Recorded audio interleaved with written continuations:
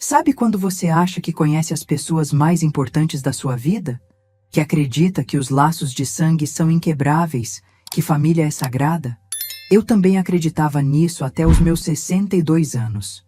Me chamo Regina, e essa história começa no dia em que descobri que amor e respeito são coisas bem diferentes, e que às vezes a maior lição vem embrulhada no presente mais doloroso que você pode receber. Era dezembro de 2023, uma manhã quente de verão em São Paulo. O tipo de calor úmido que gruda na pele e faz você sonhar com a brisa do mar. Eu estava no meu apartamento da Vila Madalena, organizando pela terceira vez a mala para o cruzeiro que Bruno, meu filho, havia me convidado 3 meses antes. Lembro que quando ele me ligou em setembro, eu estava regando as plantas na varanda. A voz dele soou diferente, mais próxima, mais carinhosa. Ele me disse: "Mãe, que tal a gente fazer uma viagem em família? Você, eu, a Julie e as crianças. Um cruzeiro pelo litoral brasileiro. 7 dias só nossos." Meu coração disparou. Fazia 2 anos que não viajávamos juntos, desde antes da pandemia. E essa seria nossa primeira viagem em família desde que me aposentei do banco, em 2022. Paguei minha parte sem pestanejar. R$ 3.200. Para uma aposentada não era pouco, mas era um investimento em algo que eu considerava muito mais valioso. Tempo de qualidade com minha família. Comprei roupas novas, peças que não usava há anos, um maiô azul marinho com estampa discreta, blusas leves, um chapéu de palha florido que encontrei numa lojinha do Shopping Eldorado. Até uma saída de praia nova eu comprei, pensando nas fotos que tiraríamos juntos. Aquela manhã no apartamento, dobrei cada peça com cuidado, imaginando os momentos que estavam por vir. Miguel e Laura correndo pelo convés, Bruno me ensinando a jogar algo no salão de jogos, Juliana e eu finalmente conversando sem pressa. Eu me sentia jovem de novo, cheia de expectativa. A sensação de pertencer, de ser incluída, de ser querida. Isso não tem preço. Fechei a mala e olhei no espelho do quarto. Uma senhora de 62 anos, cabelos grisalhos bem cuidados, usando uma blusa floral nova e uma saia de linho. Estava me achando bonita, renovada. Sorri para meu reflexo e disse baixinho: "Vai ser incrível, Regina." Chamei um Uber às 10h30. O motorista, um senhor simpático chamado José, notou minha animação. "A senhora vai viajar?" Ele perguntou, vendo minha mala e meu chapéu. "Vou sim, um cruzeiro com minha família", respondi, e percebi que estava radiante. Durante todo o trajeto até Santos, que durou quase 2 horas no trânsito, conversamos sobre viagens, sobre família, sobre como é bom ter momentos especiais para guardar na memória. Quando chegamos ao Porto de Santos, meu coração estava disparado de expectativa. O movimento era intenso. Pessoas carregando malas, famílias inteiras caminhando animadas em direção ao terminal. O som das gaivotas misturado com as vozes empolgadas dos viajantes. O navio estava lá, imponente, branco e azul, muito maior do que eu imaginava. Era lindo. Peguei minha mala e caminhei em direção ao terminal, procurando Bruno, Juliana e as crianças pelos rostos na multidão. Imaginei Miguel correndo até mim, com aquele sorriso banguela. Laura me mostrando algum desenho que havia feito para a viagem. Minha mente já estava criando as lembranças que guardaríamos para sempre. Parei próxima à entrada do terminal e peguei o celular para avisar que havia chegado. Abri o grupo de WhatsApp Família Cruzeiro, que Bruno havia criado especialmente para coordenar a viagem, e digitei: "Gente, cheguei no porto. Mal posso esperar para ver vocês. Onde estão?" Apertei enviar e guardei o telefone, olhando ao redor à procura deles. 5 minutos se passaram. Nenhuma resposta. Peguei o celular novamente e vi que a mensagem havia sido entregue, mas ninguém tinha visualizado ainda. Pensei que talvez estivessem ocupados com as crianças, organizando as bagagens, ou quem sabe já dentro do navio organizando as cabines. Mais 5 minutos. O movimento ao meu redor continuava intenso, mas eu comecei a me sentir um pouco perdida ali, sozinha com minha mala florida, em meio a tantas famílias completas. Resolvi ligar diretamente para Bruno. Foi então que meu celular vibrou. Uma mensagem. Pensei que fosse ele me indicando onde encontrá-los, talvez dizendo que estavam na fila do check-in ou guardando lugar para mim em algum lugar. Abri o WhatsApp com um sorriso no rosto. A mensagem era do Bruno. Li uma vez. Li de novo. E mais uma vez, como se as palavras pudessem mudar de significado se eu lesse com mais atenção. Mãe, mudança de planos. Decidimos que o cruzeiro vai ser só para a família mesmo. Você entende, né? As crianças ficam mais à vontade assim. A gente se fala quando voltarmos. Só para a família. Como se eu não fosse família. Fiquei parada ali, no meio do movimento do porto, com minha mala florida e meu chapéu novo, sentindo o chão desabar debaixo dos meus pés. As pessoas continuavam passando ao meu redor. Casais de mãos dadas, famílias felizes carregando boias coloridas, crianças correndo animadas. E eu, uma senhora de 62 anos, descobrindo que era dispensável. Li a mensagem mais uma vez, procurando alguma explicação, algum pedido de desculpas, algum sinal de que aquilo era uma piada de mau gosto. Nada. Apenas a frieza de quem comunica uma decisão já tomada, sem espaço para discussão. Minha primeira reação foi negar. Certamente havia algum mal-entendido. Talvez uma das crianças tivesse passado mal, ou Juliana tivesse tido algum problema de última hora. Liguei para Bruno. O telefone chamou uma vez e caiu na caixa postal. Liguei de novo. Mesmo resultado. Tentei Juliana. Chamada rejeitada imediatamente. Mandei uma mensagem para ela. Julie, o que está acontecendo? Estou aqui no porto. Visualizada em poucos segundos, mas sem resposta. Foi nesse momento que a realidade bateu como uma onda fria. Não era mal-entendido. Não era emergência. Era uma escolha deliberada. Eles haviam planejado me excluir e tinham coragem de me comunicar isso apenas quando eu já estava no porto, pronta para embarcar. Sentei numa cadeira de plástico próxima ao terminal e simplesmente respirei. Ao meu redor, o mundo continuava em movimento. Famílias embarcando, funcionários do porto trabalhando, vendedores oferecendo lanches. Mas eu estava em uma bolha de silêncio e humilhação. Pensei nas roupas novas que havia comprado, no dinheiro que havia gasto, na expectativa que alimentei por meses. Pensei em como havia contado para as vizinhas, para as amigas do prédio, sobre a viagem em família que faríamos. Pensei na alegria genuína que senti quando Bruno me convidou. Mas mais do que a humilhação, mais do que a decepção, algo diferente começou a crescer dentro de mim. Uma clareza fria e cortante. Uma lucidez que eu não sentia há anos. Levantei da cadeira, peguei minha mala e caminhei de volta em direção ao ponto de táxi. O motorista que me trouxe ainda estava lá, esperando outros passageiros. Quando me viu voltando, pareceu surpreso. A senhora esqueceu alguma coisa? Perguntou. Não, respondi. Lembrei de uma coisa muito importante. Durante o trajeto de volta para São Paulo, fiquei em silêncio, olhando a paisagem pela janela. José, o motorista, respeitou meu momento e colocou uma música suave no rádio. Mas minha mente estava longe da música, da estrada, do trânsito. Estava pensando em uma coisa muito específica. A casa onde Bruno, Juliana e as crianças moravam. A casa que estava no meu nome.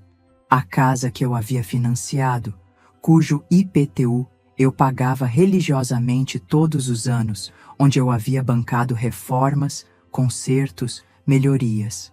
A casa onde eles viviam confortavelmente há 5 anos, sem nunca, nenhuma única vez, terem dito obrigado. Quando chegamos ao meu prédio, paguei a corrida e subi para o apartamento. Coloquei a mala no quarto sem nem abrir, tirei o chapéu novo e me olhei no espelho. A mesma senhora de algumas horas atrás me encarava, Mas algo fundamental havia mudado. Não era só tristeza que eu via naqueles olhos. Era determinação. Peguei um copo de água na cozinha e me sentei à mesa, onde costumava pagar minhas contas. Abri a gaveta onde guardava documentos importantes e peguei uma pasta azul que não mexia há anos, os papéis da casa de Bruno. Lá estava tudo. A escritura provisória no nome dele, mas o financiamento original no meu nome. O documento que me dava direito legal sobre o imóvel enquanto a transferência definitiva não fosse formalizada. Os recibos de IPTU que eu pagava ano após ano. Os comprovantes das reformas que financiei. E foi nesse momento, sentada à mesa da minha cozinha, rodeada por documentos que provavam anos de generosidade não reconhecida, que tomei uma decisão que mudaria tudo. Se eu não era família o suficiente para estar em um cruzeiro que eu ajudei a pagar, então talvez fosse hora de repensar que tipo de família éramos realmente. Peguei o telefone e procurei o contato do Dr. Antônio, meu advogado há mais de 20 anos. Eram quase 18 horas de uma sexta-feira, mas eu sabia que ele ainda estaria no escritório. Ele atendeu no segundo toque. Regina, que surpresa! Como vai? A voz dele era carinhosa, familiar. Dr. Antônio, eu preciso conversar com o senhor na segunda-feira. É sobre a casa que está no nome do meu filho. Houve uma pausa do outro lado da linha. Aconteceu alguma coisa grave? Não, respondi com uma calma que me surpreendeu. Apenas chegou a hora de algumas mudanças.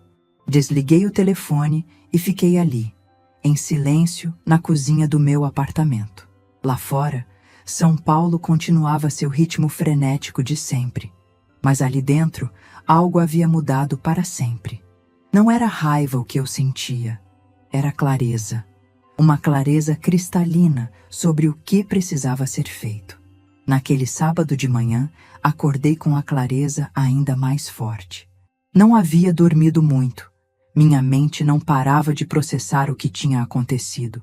Mas não eram pensamentos de raiva ou de autocompaixão. Era como se uma névoa que cobria meus olhos há anos finalmente tivesse se dissipado. Levantei, fiz meu café e me sentei novamente à mesa da cozinha com a pasta de documentos. Desta vez, não estava apenas olhando papéis. Estava revisitando uma história, minha história, que havia começado há alguns anos, quando Bruno ainda era recém-casado.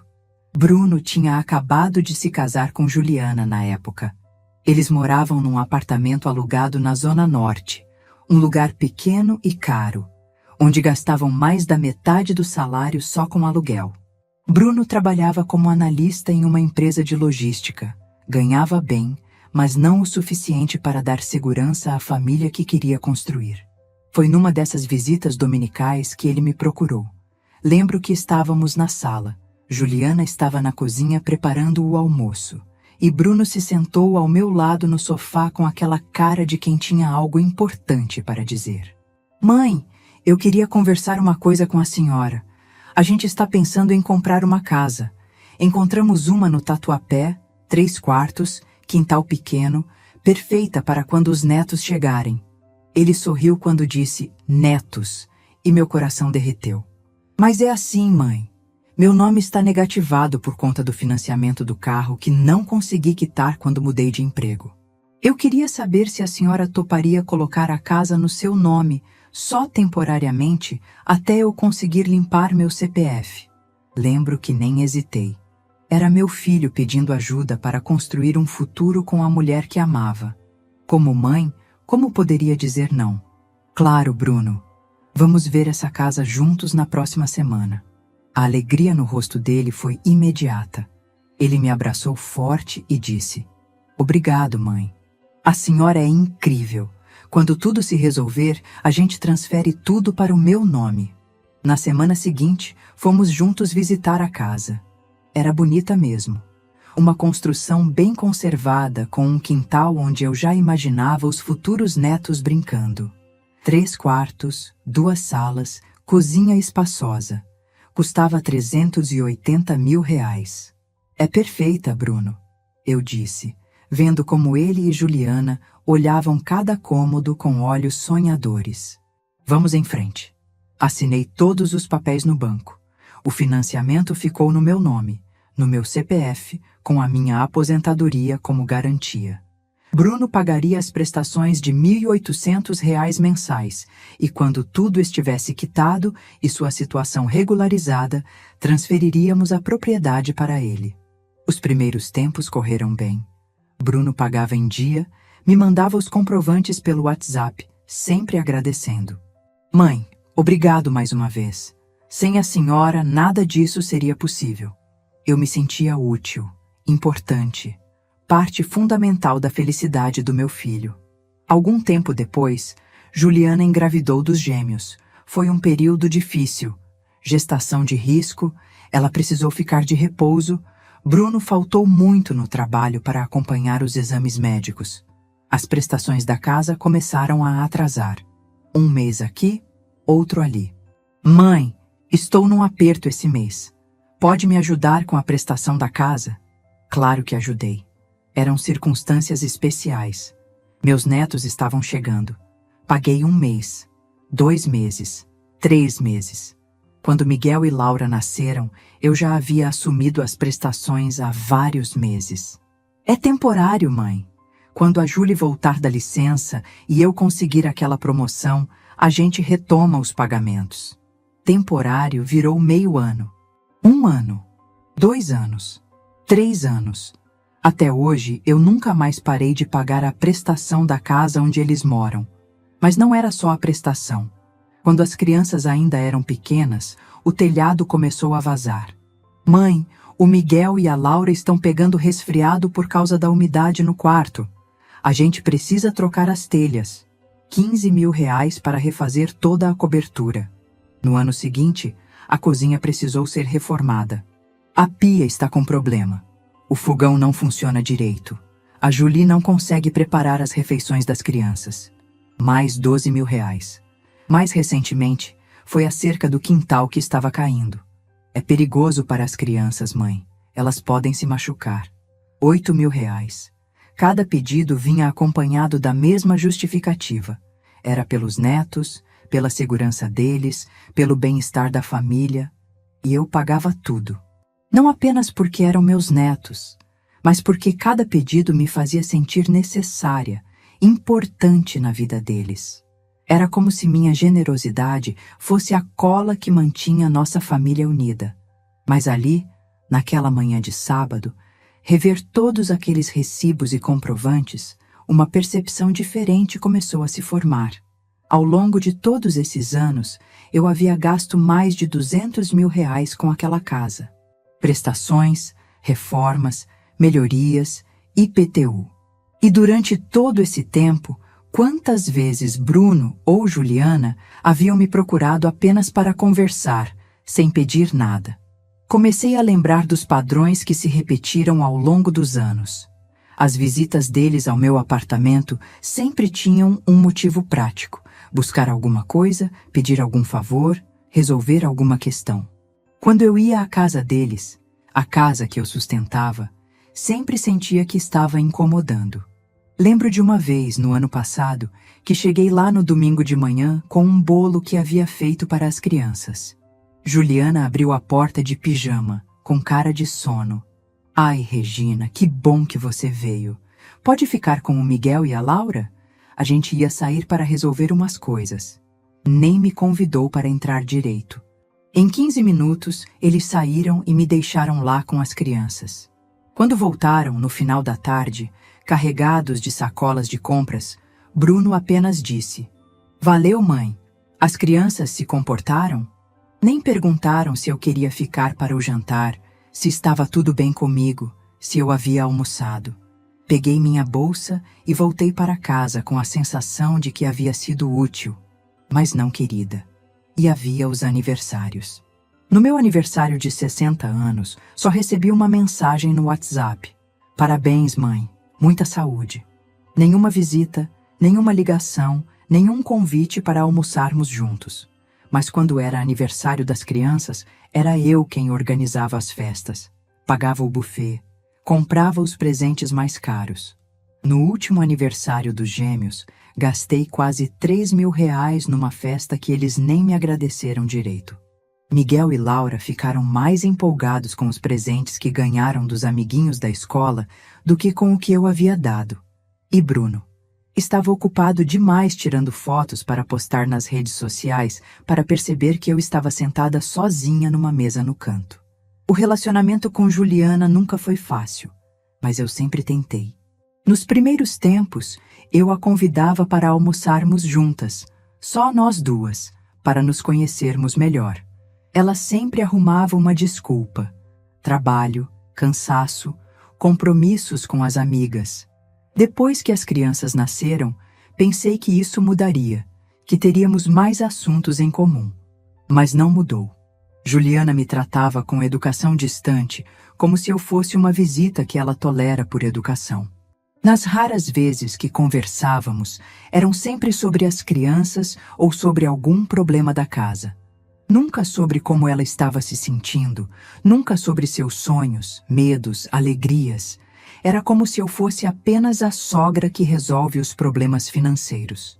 E Bruno, meu filho, que um dia foi meu companheiro, meu confidente, aos poucos foi se tornando apenas alguém que aparecia quando precisava de alguma coisa. Nossas conversas se resumiam a: "Oi, mãe, como está? Escuta, será que você pode me ajudar com uma coisa?" Sentada ali na minha cozinha, mexendo naqueles papéis, percebi que havia me tornado uma conveniência na vida deles. A mãe sogra que resolve problemas, que paga contas, que cuida das crianças quando precisam sair, que está sempre disponível, mas que não é realmente vista, não é realmente valorizada. Lembrei de quantas vezes, ao longo dos anos, sugeri que fizéssemos uma viagem juntos.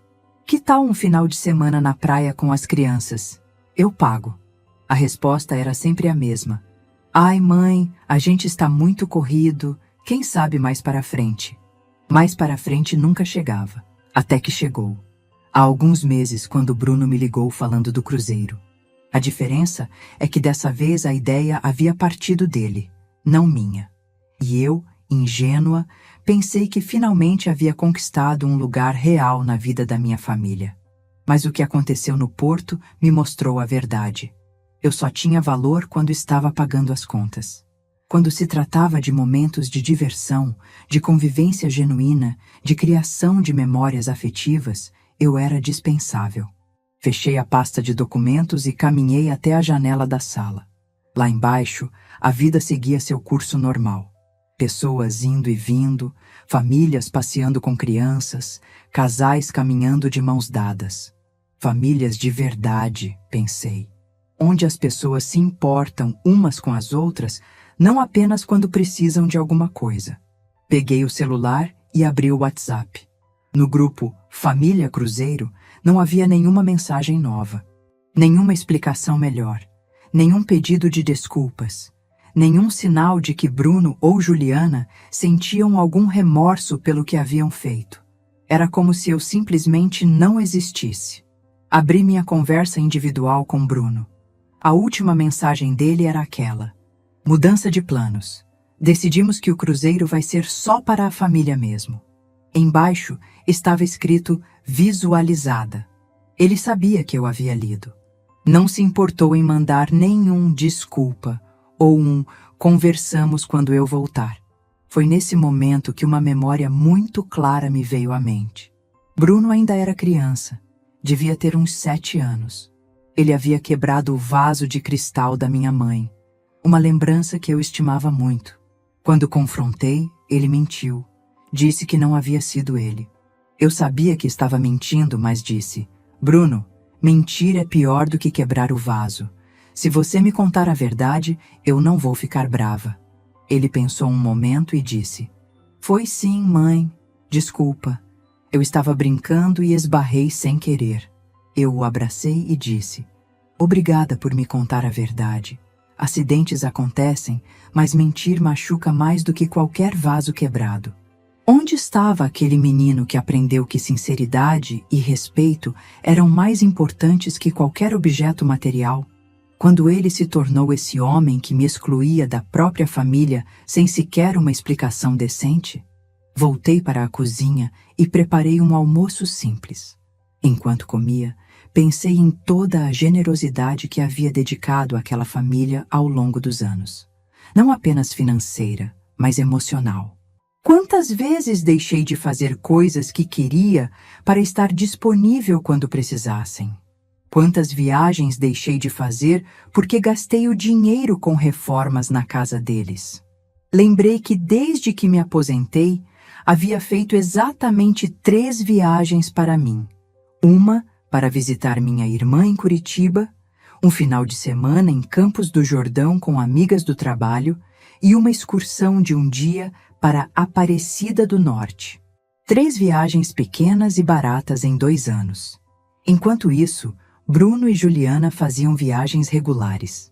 Ano passado foram para Florianópolis com as crianças.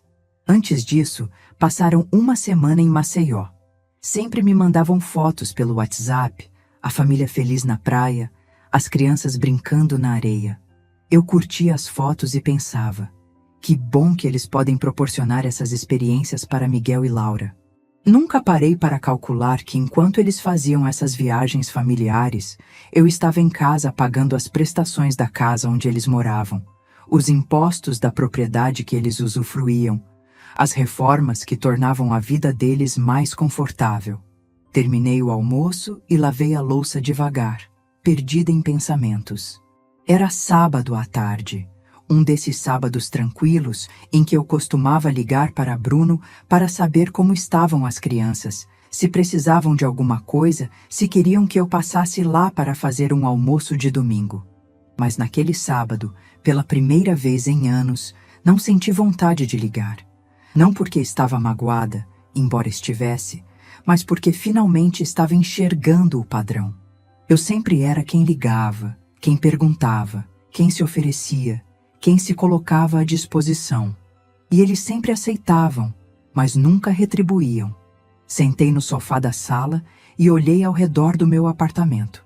Meu espaço, meu refúgio, o lugar onde eu realmente era valorizada, por mim mesma. E foi ali que tomei uma decisão que mudaria tudo. Na segunda-feira de manhã, eu ligaria para Dr. Antônio. Era hora de descobrir exatamente quais eram meus direitos sobre aquela casa que eu havia sustentado por tantos anos. Segunda-feira, 8h30 da manhã. Liguei para Dr. Antônio antes mesmo de tomar café. Minha voz estava firme, determinada. Ele percebeu imediatamente que algo havia mudado. Regina, você parece diferente. O que aconteceu? Doutor, Antônio me conhece há mais de 20 anos. Foi ele quem cuidou do inventário quando meu marido faleceu, quem me orientou na compra do apartamento, quem sempre me tratou com carinho e respeito verdadeiros. Doutor, preciso saber exatamente quais são meus direitos sobre a casa que está no nome do Bruno. Eu pago o financiamento, o IPTU, todas as reformas há anos. Se eu quiser vender essa casa, eu posso. Houve uma pausa do outro lado da linha. Regina, você pode vir aqui agora? Essa conversa é melhor pessoalmente e traga todos os documentos da casa. 1 hora depois, eu estava no escritório dele na Faria Lima, com a pasta azul debaixo do braço. Dr. Antônio é um homem na casa dos 70 anos, cabelos brancos, óculos de leitura sempre na ponta do nariz. Ele me recebeu com aquele sorriso paternal de sempre, mas percebi a preocupação em seus olhos. Senta aqui, Regina. Me conta o que aconteceu. Contei tudo. O cruzeiro, a mensagem no porto, a humilhação, os anos de generosidade não reconhecida. Ele me escutou em silêncio, apenas balançando a cabeça de vez em quando. Quando terminei, ele puxou os documentos e começou a analisar cuidadosamente. Regina, você tem razão de se sentir usada. E legalmente, você tem sim o direito de vender essa casa. O financiamento está no seu nome. Você é a proprietária legal enquanto a transferência definitiva não for feita. Bruno é apenas beneficiário. Meu coração disparou. Aquilo era exatamente o que eu precisava ouvir. Mas, doutor, e o Bruno? Ele não vai ficar sem nada? Doutor Antônio tirou os óculos e me olhou diretamente.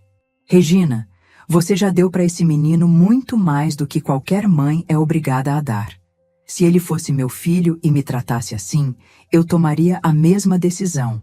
Eles vão ter que se virar como adultos responsáveis fazem. Quanto tempo leva para vender uma casa, doutor? Com o mercado aquecido como está e sendo uma casa boa no Tatuapé? 2 semanas no máximo.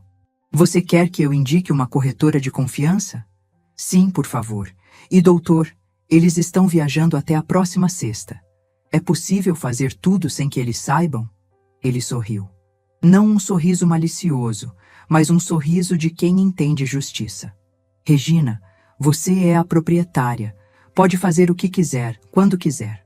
Vou ligar para Viviane agora mesmo. Viviane Silva era uma corretora que Dr. Antônio conhecia há anos. Mulher de uns 45 anos, dinâmica, eficiente. Quando chegou ao escritório 1 hora depois, já havia pesquisado o valor de mercado da casa. Dona Regina, essa casa vale entre 680 e 720 mil reais hoje. Localização excelente, bem conservada. Se a senhora aceitar 680 mil, eu vendo em 1 semana. Tenho 3 clientes procurando exatamente esse perfil de imóvel. 680 mil reais. Quase o dobro do que eu havia pago anos atrás. Fechado, Viviane. Quando podemos começar? Hoje mesmo. Vou fotografar a casa esta tarde. Amanhã coloco nos portais. Na quarta já marco as primeiras visitas. A senhora tem as chaves? É claro que eu tinha. Afinal, quem pagava todas as contas da casa tinha o direito de ter as chaves, não é mesmo? Tenho sim. E Viviane, uma coisa importante. Eles voltam de viagem na sexta. Preciso que tudo esteja finalizado até quinta-feira. Sem problemas. Vou priorizar compradores que podem pagar à vista ou com financiamento pré-aprovado. Na terça-feira de manhã, Viviane me ligou eufórica. Dona Regina, temos 3 propostas. Uma de 680 mil à vista, 2 de 700 mil financiadas. A de 680 mil é de um casal jovem que quer fechar hoje mesmo. Meu coração estava acelerado, mas minha mente estava cristalina. Vamos com a proposta à vista. Quanto tempo para assinar? Amanhã de manhã no cartório. Eles já fizeram toda a documentação. Dona Regina, em 3 dias a senhora vendeu uma casa. É impressionante. Na quarta-feira, às 10 horas da manhã, eu estava no cartório de notas assinando a escritura definitiva de venda. O casal comprador, Rafael e Mariana, ambos médicos, estava radiante. Eles tinham acabado de se casar e aquela seria a primeira casa deles. A casa é linda, Dona Regina. A senhora cuidou muito bem dela, disse Mariana, segurando as chaves novas com os olhos brilhando. Eu sorri. Tenho certeza de que vocês vão ser muito felizes lá. E era verdade. Pela primeira vez em anos, eu sentia que aquela casa ia abrigar pessoas que realmente a valorizariam. Mas ainda havia uma questão prática a resolver. Os pertences de Bruno, Juliana e das crianças. Eu não era uma pessoa vingativa ou cruel. Mesmo magoada, não ia simplesmente jogar as coisas deles na rua. Na tarde de quarta-feira, peguei um Uber até a casa, que agora não era mais deles, e comecei a organizar tudo com cuidado. Roupas dobradas em caixas, brinquedos dos gêmeos separados com carinho, documentos importantes guardados numa pasta específica.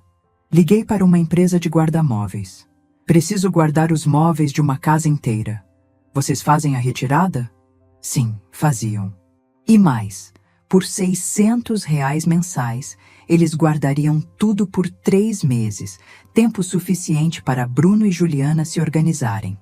Na quinta-feira de manhã, os carregadores chegaram cedo. Em 6 horas, a casa estava vazia, limpinha, cheirosa, pronta para os novos donos que a receberiam na sexta. Mas eu ainda não havia terminado. Sentei à mesa da cozinha, que agora estava completamente vazia, e escrevi uma carta. Não uma carta de raiva, não uma carta de acusações. Uma carta de despedida. Bruno e Juliana, quando chegarem de viagem, vocês vão encontrar esta carta e o endereço do guarda-móveis onde estão todos os seus pertences. Paguei 3 meses adiantados para vocês se organizarem. Durante todos esses anos, sustentei esta casa pensando que estava ajudando minha família. Paguei prestações, reformas, impostos, sempre acreditando que fazia parte de algo maior, de um vínculo verdadeiro. O que aconteceu no Porto me mostrou que eu estava enganada. Se não sou família o suficiente para estar em um cruzeiro que ajudei a pagar, então talvez não seja família o suficiente para sustentar uma casa onde não sou realmente bem-vinda. Vendi a casa por R$680 mil.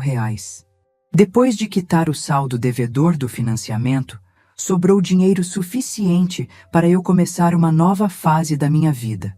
Uma fase onde serei valorizada por quem eu sou, não pelo que posso pagar. Não fiz isso por vingança, Bruno. Fiz porque finalmente entendi que respeito não se mendiga, se conquista. E amor sem respeito é só uma palavra bonita. Desejo que vocês encontrem sua independência e que, quem sabe um dia, aprendam a valorizar as pessoas que realmente os amam. Regina. Deixei a carta em cima da pia da cozinha, junto com o cartão do guarda-móveis e as chaves da casa, que agora pertenciam aos novos proprietários. Quando saí daquela casa pela última vez, não senti tristeza. Senti alívio. Um alívio profundo, como se um peso enorme tivesse saído dos meus ombros.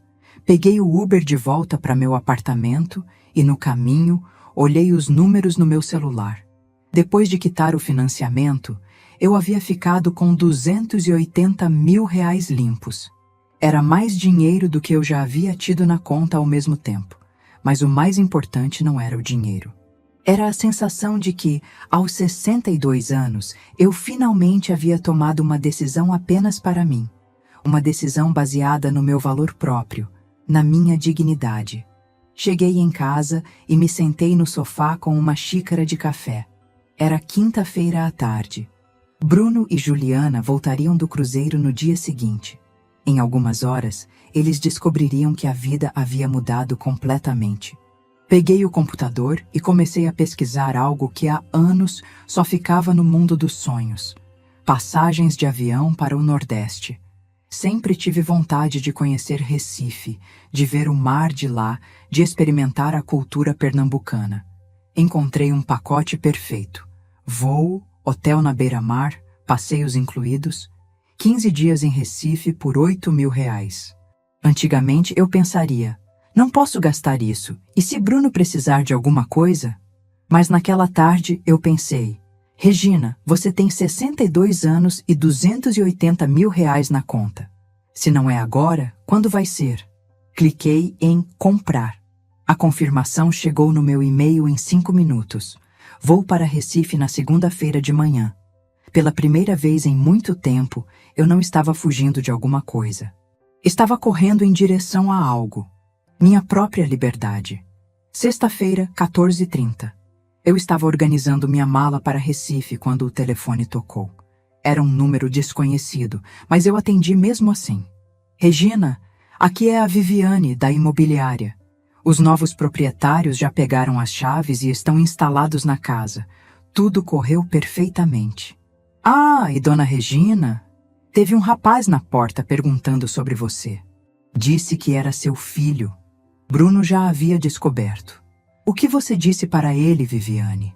Apenas que a venda foi legalizada e que havia uma carta explicando tudo.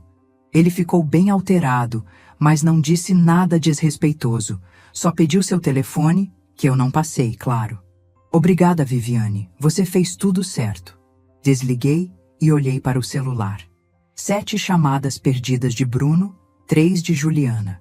15 mensagens no WhatsApp. Não li nenhuma delas. Terminei de fazer a mala e me deitei cedo. No sábado e domingo, mantive o celular no silencioso. Sabia que eles tentariam me procurar, que viriam ao meu prédio, mas eu não estava pronta para essa conversa.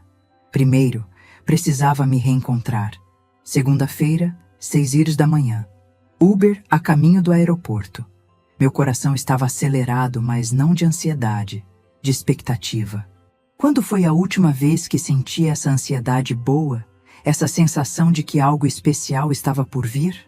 No avião, escolhi a poltrona da janela. Quando São Paulo ficou lá embaixo, pequena e distante, senti uma liberdade que não experimentava há décadas. Não tinha ninguém esperando que eu resolvesse problema algum, ninguém precisando que eu pagasse conta nenhuma.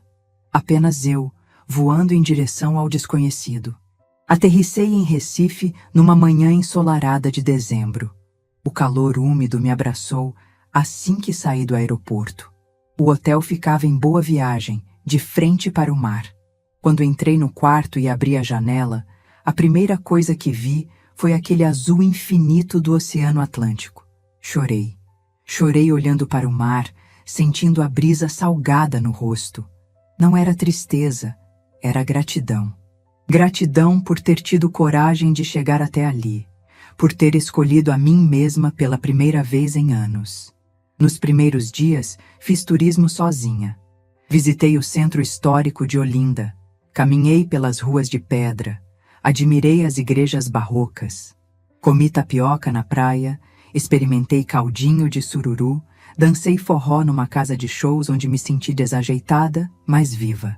Foi numa tarde na praia que conheci Dona Marlene, uma senhora de 68 anos, cabelos brancos presos num coque, pele dourada pelo sol nordestino. Ela estava sentada numa cadeira de praia lendo um livro, e alguma coisa no seu sorriso me chamou a atenção. Primeira vez em Recife?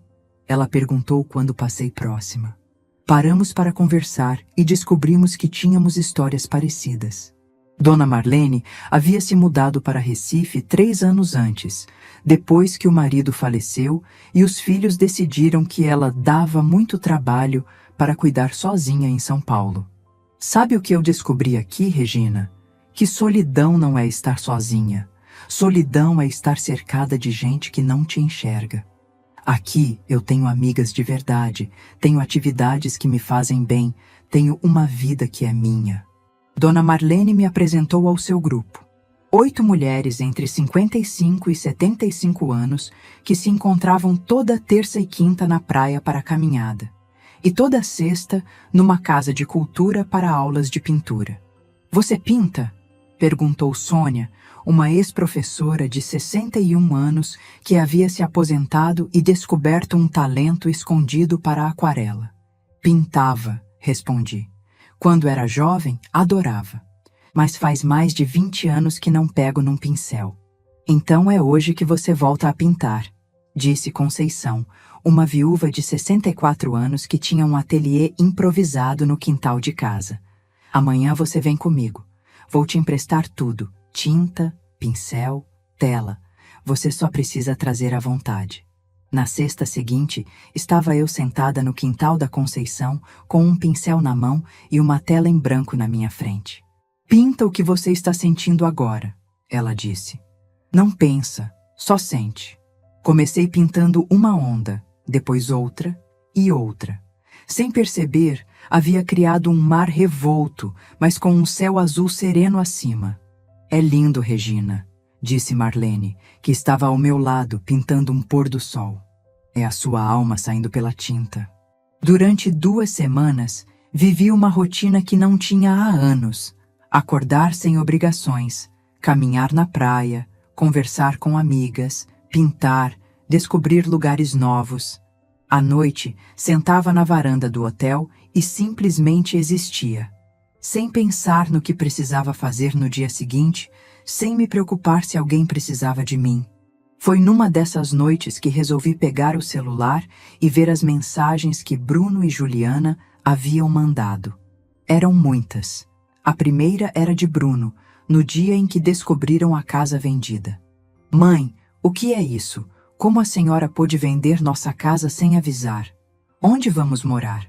As crianças estão chorando, não entendem nada. Liga para mim, por favor. Depois vieram mensagens de Juliana. Regina, isso é muito low, mesmo para você. Você está traumatizando 2 crianças por causa de um mal-entendido besta. Mais mensagens de Bruno. Mãe, A gente pode conversar como pessoas civilizadas? A senhora está exagerando. A gente estava cansado da viagem. Foi só isso. Não precisava dessa drasticidade toda. Li todas. Umas 40 mensagens no total. Em nenhuma delas havia um pedido de desculpas sincero. Em nenhuma delas havia reconhecimento do que eles haviam feito. Era tudo mal entendido, exagero, dramaticidade. A última mensagem era da véspera. Mãe, a gente alugou um apartamento temporário, mas está muito caro. As crianças perguntam pela avó toda hora. Se a senhora voltar, a gente conversa e resolve tudo isso. Fechei o WhatsApp e olhei para o mar. Lá estava eu, numa varanda em Recife, cercada pelo som das ondas, respirando um ar novo, convivendo com pessoas que me acolheram sem me conhecer, sem precisar de nada em troca. E lá estavam eles em São Paulo, ainda achando que o problema era mal entendido, ainda esperando que eu voltasse e resolvesse a vida deles como sempre fiz. Digitei uma resposta simples. Bruno, vocês são adultos. Tenho certeza de que vão se virar bem. Quando quiserem conversar de verdade, não para resolver problemas práticos, mas para reconstruir nossa relação com base no respeito, me procurem. Até lá, estou aprendendo a viver minha própria vida. Enviei e bloqueei os contatos deles por tempo indeterminado. Não era crueldade, era autopreservação. No último dia em Recife, Dona Marlene me fez uma proposta inesperada. Regina, você já pensou em morar aqui? Eu sei que você tem família em São Paulo, mas família de verdade a gente escolhe, e você já faz parte da nossa. A ideia me assustou e me empolgou ao mesmo tempo. Mudar de cidade aos 62 anos? Recomeçar longe de tudo que conhecia? Não precisa decidir agora, disse Conceição. Mas fica sabendo que aqui você tem casa, tem amigas, tem um lugar onde é valorizada. Voltei para São Paulo numa quinta-feira, mas não voltei a mesma pessoa. 16 dias em Recife me ensinaram que existem pessoas no mundo dispostas a construir vínculos baseados em carinho genuíno, não em conveniência. Quando entrei no meu apartamento da Vila Madalena, ele parecia menor, mais silencioso. Não era mais o meu refúgio, era só um lugar onde eu morava. No primeiro final de semana de volta, montei um pequeno ateliê na varanda. Comprei tintas, pincéis, telas. Voltei a pintar com a mesma paixão que tinha aos 20 anos, mas agora com a sabedoria dos 60. Foi pintando que tomei uma decisão que nem eu esperava. Ia vender o apartamento em São Paulo e me mudar definitivamente para Recife. Não estava fugindo de São Paulo. Estava correndo em direção a uma vida que finalmente fazia sentido. Liguei para o Dr. Antônio. Doutor, preciso vender meu apartamento. Ele riu do outro lado da linha. Regina, você não para mesmo. Já decidiu o que vai fazer da vida? Decidi sim. Vou morar em Recife, perto de pessoas que me fazem bem. Vou pintar, vou caminhar na praia todos os dias. Vou viver de verdade pela primeira vez em muito tempo. E o Bruno? O Bruno é um homem adulto, doutor. Já passou da hora de ele aprender a resolver a própria vida. Se um dia ele quiser ter uma relação de verdade comigo, baseada em respeito e carinho, não em necessidade, ele sabe onde me encontrar.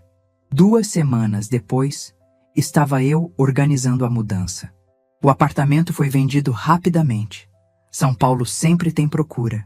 Com o dinheiro da casa e do apartamento, eu teria segurança financeira para o resto da vida. Mas o mais importante não era isso. O mais importante era que aos 62 anos eu havia descoberto que nunca é tarde para recomeçar. Nunca é tarde para escolher ser feliz. Nunca é tarde para entender que amor próprio não é egoísmo, é sobrevivência. No último dia em São Paulo, desbloqueei os contatos de Bruno e Juliana e mandei uma última mensagem. Estou me mudando para Recife. Quando vocês estiverem prontos para uma conversa de igual para igual, sabem como me encontrar. Desejo que sejam felizes e que aprendam a valorizar quem realmente os ama. Steam. 8 meses depois, eu estava na varanda do meu apartamento novo em Boa Viagem, pintando o pôr do sol que se estendia sobre o mar. As tintas se misturavam na tela como mágica. Laranja derretendo no roxo, dourado dançando com o azul. Era minha 15ª obra desde que me mudei para Recife. A vida havia tomado uma forma que eu jamais imaginei possível. Acordava todos os dias sem despertador. Tomava café na varanda ouvindo o som das gaivotas. Caminhava na praia com minhas amigas. Pintava à tarde, lia à noite. Era uma rotina simples, mas preenchida de propósito. Dona Marlene havia se tornado minha melhor amiga. Morávamos no mesmo prédio, ela no 4º andar, eu no 6º, e nos víamos praticamente todos os dias. Sônia e Conceição completavam nosso quarteto inseparável. Juntas, tínhamos criado algo que nunca tive em São Paulo, uma família escolhida, baseada em afeto genuíno. Naquela tarde específica, enquanto pintava, meu celular tocou. Era um número desconhecido com DDD de São Paulo. Hesitei antes de atender. Nos últimos meses, havia aprendido a proteger minha paz, e ligações inesperadas sempre traziam o risco de quebrar a harmonia que havia construído. Alô? Do outro lado da linha, uma voz feminina desconhecida. Dona Regina? Aqui é Patrícia, psicóloga do Centro de Apoio Familiar da Vila Madalena. Eu gostaria de falar com a senhora sobre Bruno e Juliana. Meu coração acelerou. Aconteceu alguma coisa grave? Não, Dona Regina. Na verdade, eles procuraram nosso centro por vontade própria. Estão fazendo terapia familiar há 4 meses. Bruno me autorizou a entrar em contato com a senhora, porque eles gostariam muito de conversar. Terapia familiar. Bruno havia procurado ajuda profissional. Patrícia, eles estão bem? E as crianças? Estão todos bem fisicamente, mas emocionalmente foi um processo intenso. Bruno e Juliana passaram por uma crise conjugal séria depois do episódio da casa. Quase se separaram. Foi quando perceberam que precisavam entender o que realmente havia acontecido na dinâmica familiar. Fiquei em silêncio, processando a informação. E o que eles descobriram? Dona Regina, posso ser direta? Eles reconheceram um padrão de comportamento tóxico que vinha há anos. Bruno admitiu que havia apenas como uma solucionadora de problemas, não como mãe. Juliana reconheceu que nunca fez esforço real para construir uma relação respeitosa com a senhora. Lágrimas começaram a escorrer pelo meu rosto. Não de tristeza, mas de algo que não sabia nomear. Talvez fosse alívio. E as crianças? Miguel e Laura sabem o que aconteceu? Sabem, sim, de forma apropriada para a idade deles. Bruno e Juliana explicaram que a avó se mudou porque se sentiu desrespeitada e que agora eles estão aprendendo a ser uma família melhor. As crianças fizeram cartas para a senhora se quiser receber. E meu coração estava dividido entre a saudade dos netos e a proteção da paz que havia conquistado. Patrícia, eles querem o que exatamente? Um encontro. Não para pedir nada, não para resolver problemas práticos, para se desculparem de verdade e tentarem reconstruir a relação em bases completamente novas, mas só se a senhora quiser e se sentir pronta. Pedi um tempo para pensar. Desliguei o telefone e fiquei ali, na varanda, vendo o sol se pôr sobre o Oceano Atlântico. Dona Marlene subiu para tomar chá comigo, como fazia toda tarde. Pelo seu rosto, foi ligação importante, ela disse, servindo o chá de camomila que sempre preparava. Contei tudo para ela. Marlene me escutou em silêncio, balançando a cabeça de vez em quando. Regina, você está diferente daquela mulher que conheci há 8 meses. Você está forte, feliz, realizada. A pergunta é, que tipo de encontro seria bom para essa nova Regina? Ela tinha razão. Eu não era mais a Regina que aceitava qualquer migalha de afeto, que pagava por amor, que se sentia grata apenas por ser tolerada. Eu era uma mulher que havia descoberto o próprio valor. Se eu aceitar esse encontro, Vai ser nos meus termos, disse para Marlene. Aqui em Recife, no meu território, com minhas regras. No dia seguinte, liguei para a Patrícia. Aceito conversar com eles, mas vai ser aqui em Recife, no final de semana que vem. Eles que venham até mim. Uma semana depois, estava eu no aeroporto do Recife, esperando Bruno, Juliana, Miguel e Laura. Meu coração batia acelerado, mas não era ansiedade. Era expectativa misturada com uma firmeza que nunca havia sentido antes. Quando eles saíram da área de desembarque, quase não reconheci meu filho. Bruno estava mais magro, com olheiras profundas, uma expressão que nunca havia visto nele antes. Humildade. Juliana também parecia diferente. Menos altiva, mais insegura. Mas as crianças... Miguel e Laura correram na minha direção com aquele sorriso puro de sempre. "Vovó Regina, você está tão bonita!" gritou Laura, me abraçando com força. Miguel veio logo atrás. "Vovó, a gente sentiu muito sua falta. Por que você foi embora?" Abracei meus netos com todo o amor que havia guardado nesses meses. Eles estavam maiores. Laura havia perdido 2 dentinhos da frente. Miguel estava com um óculos novo. "Vovó precisava descobrir como ser feliz de verdade", respondi, beijando o topo das cabecinhas deles. Bruno se aproximou devagar. "Mãe", a voz dele estava embargada. "A senhora está... diferente, mais bonita." Era verdade. 8 meses de sol nordestino, caminhadas na praia, alimentação saudável e principalmente paz de espírito haviam me transformado. Estava bronzeada, mais magra, com os cabelos mais longos e soltos. Usava um vestido leve e colorido que havia comprado numa lojinha de Olinda. "É o que acontece quando a gente se valoriza, Bruno", respondi, sem hostilidade, mas com firmeza. Juliana deu um passo à frente. Pela primeira vez na vida, vi lágrimas em seus olhos. "Regina, eu preciso te pedir desculpas. De verdade. Por tudo." "Não aqui no aeroporto", respondi calmamente. "Vocês vieram até Recife para conversarmos. Vamos fazer isso direito." Levei todos para o hotel onde havia reservado quartos para eles. Eu mesma paguei, mas dessa vez foi uma escolha, não uma obrigação. Depois os trouxe para meu apartamento. Quando entraram, ficaram impressionados. "Mãe, que lugar lindo!" disse Bruno, olhando pela janela para o mar. "A senhora realmente mora aqui?" "Moro. E sou muito feliz aqui." Mostrei meu pequeno ateliê na varanda, as telas que havia pintado, as plantas que cultivava. Miguel e Laura ficaram encantados com os quadros. "Vovó, você pinta? Não sabia que você sabia pintar."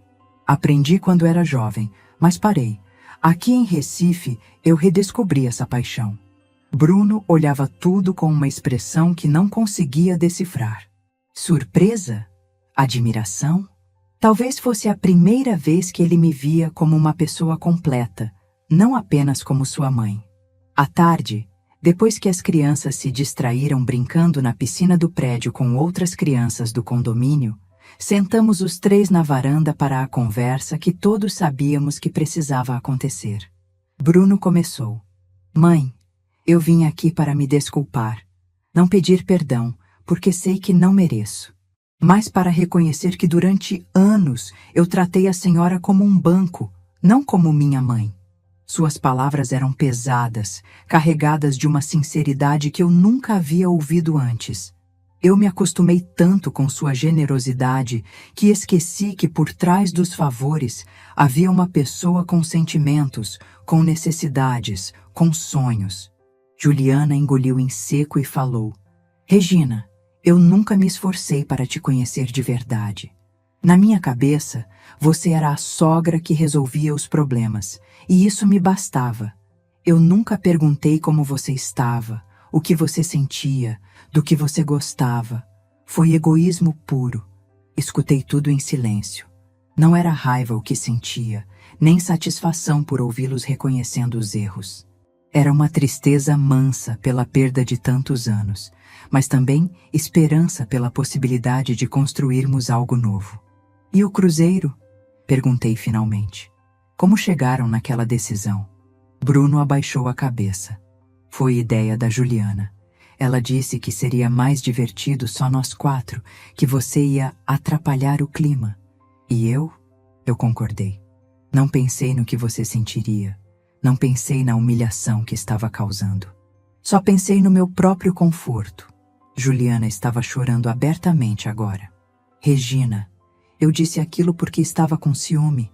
Ciúme da relação que você tinha com as crianças. Ciúme do carinho que Bruno demonstrava por você. Era muito imaturo, muito cruel. Respirei fundo, sentindo a brisa do mar na minha pele. Aquela conversa que eu havia sonhado por meses finalmente estava acontecendo. Mas agora, vindo de uma posição de força, de autoestima conquistada, tudo parecia diferente. Eu não precisava mais da aprovação deles.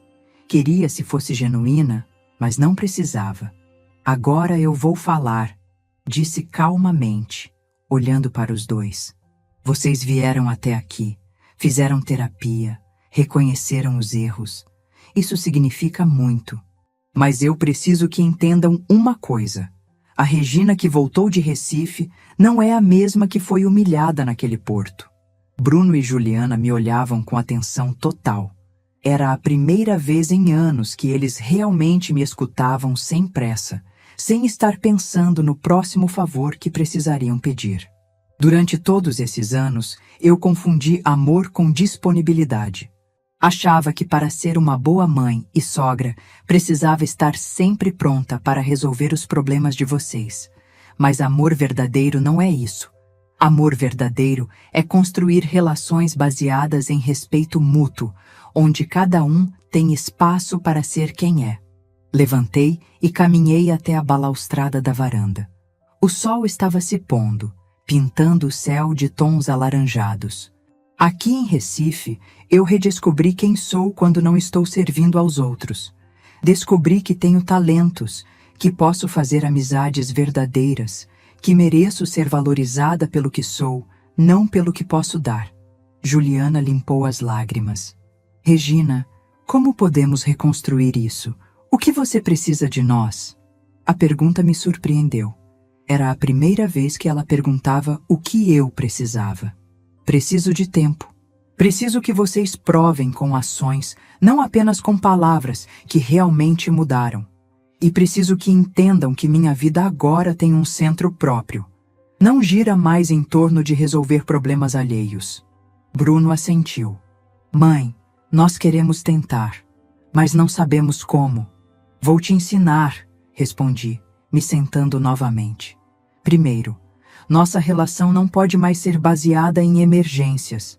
Se vocês me procurarem, que seja porque querem minha companhia, não porque precisam de ajuda. Segundo, eu não vou mais sustentar escolhas que vocês podem fazer sozinhos. Vocês são adultos, podem se virar. E terceiro, continuei, se vocês quiserem que eu faça parte da vida de vocês, vou precisar de um espaço real nela. Não só quando for conveniente. Passamos o resto do final de semana estabelecendo novas bases. Bruno e Juliana conheceram minhas amigas, viram como eu vivia, entenderam que eu havia construído uma vida plena e independente. Miguel e Laura adoraram Recife, brincaram na praia, experimentaram tapioca, se divertiram com Dona Marlene, que as ensinou a fazer castelos de areia. No domingo à noite, antes de partirem, Bruno me fez uma pergunta que mudou tudo. Mãe, a senhora seria capaz de passar o Natal conosco em São Paulo? Não para resolver nada, não para ajudar com nada, só para estar presente. E Miguel e Laura podem vir passar as férias de julho aqui comigo? Sozinhos? Perguntei de volta. Claro, respondeu Juliana imediatamente. Eles adorariam. E nós também precisamos aprender a sentir saudade, não é? Era um começo. Pequeno, mas genuíno. 6 meses depois, estava eu no aeroporto de São Paulo, chegando para passar o Natal com minha família. Mas dessa vez era diferente. Eu tinha uma passagem de volta marcada, uma vida própria me esperando, amigas que sentiriam minha falta. Não era mais uma visita de desespero. Era uma visita de escolha. Bruno e Juliana me receberam no apartamento que haviam alugado no Tatuapé, menor que a casa que eu havia sustentado, mas arrumado com carinho. Mãe, como está Recife? Sente falta? Perguntou Bruno, servindo um café. Sinto, sim, mas também sinto falta de vocês. A diferença é que agora isso é gostoso de sentir, porque sei que vou voltar para uma vida que me preenche. Durante aqueles 15 dias de dezembro, tudo foi diferente. Eles me incluíram nas decisões do Natal, perguntaram minha opinião sobre a decoração, me convidaram para ir ao supermercado junto, não para pagar, mas para escolher junto. Miguel e Laura me mostraram os desenhos que haviam feito para mim. Me contaram sobre os amigos da escola, me pediram para ensinar algumas técnicas de pintura que eu havia aprendido.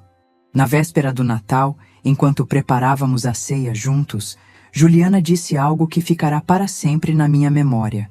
Regina, obrigada por não ter desistido da gente. Obrigada por ter nos dado essa segunda chance. Na verdade, Juliana, quem está me dando uma segunda chance são vocês. A primeira chance eu desperdicei tentando comprar amor. Agora estou aprendendo a construir vínculos de verdade. No dia 2 de janeiro, voltei para Recife com o coração cheio. Dona Marlene me esperava no aeroporto com um buquê de flores. E aí como foi?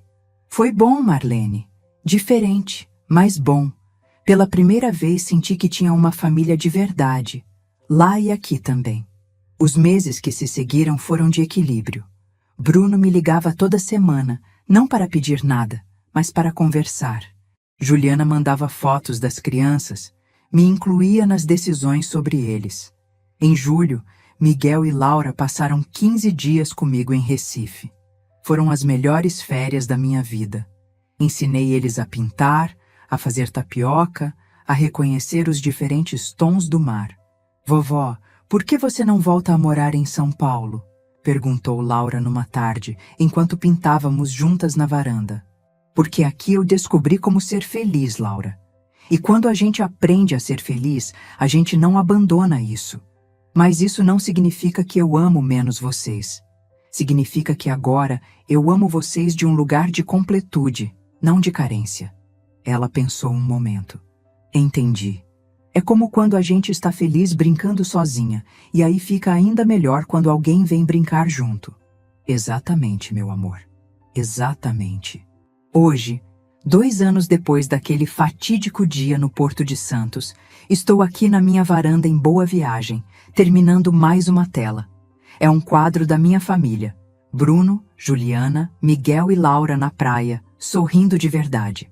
Mas a diferença é que agora eles estão no quadro porque escolho colocá-los lá, não porque preciso deles para me sentir completa. Bruno vem me visitar a cada 3 meses. Juliana passou a me mandar mensagens carinhosas regularmente. Miguel e Laura me ligam toda semana para me contar sobre a escola, sobre os amigos, sobre a vida. E pela primeira vez, sinto que temos uma família de verdade, baseada em escolha mútua, não em obrigação. Dona Marlene vive me provocando. Regina, você virou influencer sem saber. Metade das mulheres do condomínio está seguindo seu exemplo. Uma se mudou para Natal, outra começou terapia, uma terceira voltou a estudar piano aos 68 anos. É verdade. Minha história se espalhou pelo boca a boca, e muitas mulheres maduras começaram a questionar seus próprios padrões de relacionamento. Virei uma espécie de conselheira informal para mulheres que se redescobriram depois dos 50, 60 anos. Semana passada, uma senhora de 58 anos me procurou. Ela estava sustentando 3 filhos adultos e se sentindo invisível na própria família. Regina, como a senhora teve coragem? Ela me perguntou. Coragem não, querida. Foi desespero mesmo. Mas o desespero às vezes é o empurrão que a gente precisa para tomar as decisões que deveria ter tomado há anos. E é isso que eu quero deixar para quem está me ouvindo agora. Nunca é tarde para recomeçar. Nunca é tarde para se valorizar.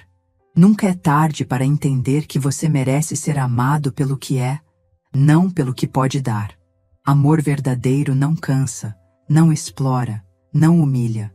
Amor verdadeiro celebra, inclui, valoriza. E se as pessoas ao seu redor não conseguem oferecer isso, talvez seja a hora de encontrar pessoas que consigam. Família não é só quem nasce com você. Família é quem escolhe ficar, quem te vê de verdade, quem te faz sentir que você importa. E às vezes, para encontrar essa família, precisamos ter coragem de perder quem não soube nos valorizar. Minha história não é sobre vingança, é sobre libertação. Não é sobre punir quem me machucou, é sobre escolher quem merece meu amor. Não é sobre destruir vínculos, é sobre construir relacionamentos baseados em verdade. Se você se identificou com minha jornada, se você também se sente invisível na própria família, se você também confunde amor com disponibilidade, saiba que você merece mais, muito mais. Olho agora para o horizonte de Recife, onde o sol se põe todos os dias pintando o céu de cores que nem eu conseguiria replicar numa tela. Miguel e Laura chegam amanhã para mais uma temporada de férias. Bruno e Juliana vêm no próximo mês para conhecer meu mais novo projeto, uma oficina de arte-terapia para mulheres que estão recomeçando a vida. Eu poderia ter envelhecido sendo a sogra conveniente, a mãe disponível, a avó que resolve tudo. Teria sido mais fácil, certamente. Mas teria valido a pena? Preferi escolher o caminho mais difícil, o caminho do amor próprio. E descobri que, quando você se ama de verdade, o amor que você oferece aos outros se torna infinitamente mais valioso. Porque quando você deixa de mendigar afeto, você finalmente consegue reconhecer amor verdadeiro quando ele aparece. E amigos, amor verdadeiro sempre aparece. Mas primeiro, você precisa se amar o suficiente para merecê-lo. Se essa história tocou seu coração, deixe seu like, se inscreva no canal e comente aqui embaixo. No meu lugar, o que você faria? Sua mensagem pode iluminar o dia de alguém.